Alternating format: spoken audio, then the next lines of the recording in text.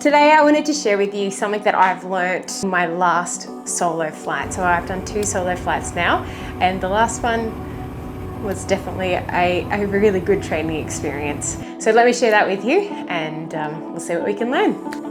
Hey, my name is Jess and I'm currently training for my recreational pilot certificate through Orange Flight Training here in Orange, New South Wales.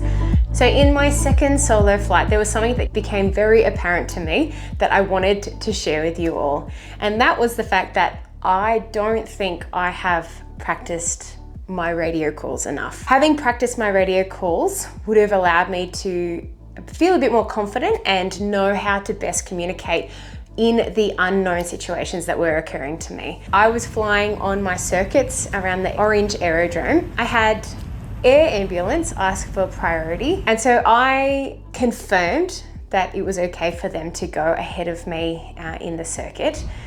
However, I used language that is not typical in aviation, saying things like copy that, which you don't do. So if you're learning and you're out there thinking, oh no, something's happened, what should I say? Don't say copy that.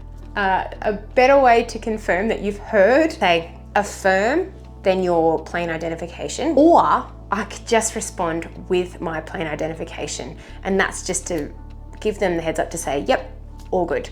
And then they would have continued on. Another thing that happened during my circuit was an E7A Wedgetail approached our aerodrome and was asking to come in and join the circuit. And it was at that point that I realized that I did not know radio language well enough to feel confident in responding to them.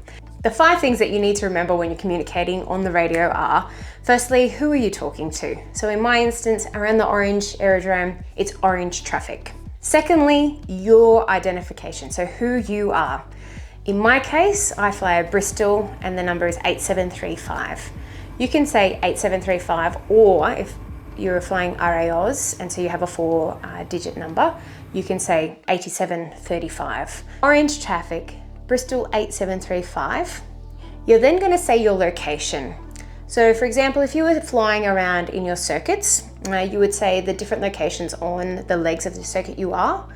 Or if you were flying and approaching the aerodrome, you would mention that you're inbound plus your height.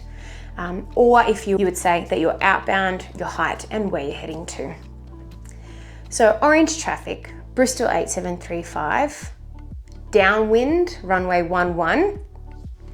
Then the 4th thing you need to mention is your intentions on the circuit, and you're intending to come to a full stop on that runway, or maybe you're doing a touch and go, or maybe you're doing an overhead departure. The 5th thing is any other important information that you might need to share. Remember keeping it to minimal because you don't want to cloud that radio. And then you always end that call with orange, who you're talking to. So here is an example of what a radio call might look like if I was flying around my aerodrome in Orange. Orange traffic, Bristol 8735, downwind runway 11, touch and go, orange. There is so much information out there about how to do radio calls.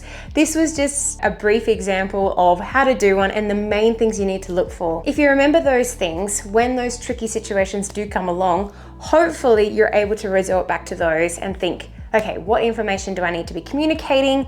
Is this important? How am I best going to do it and in what sequence? And hopefully you can clearly and accurately communicate via the radio. If you've liked this video, don't forget to subscribe to my channel, and I look forward to sharing some more information and more stories with you as we go flying.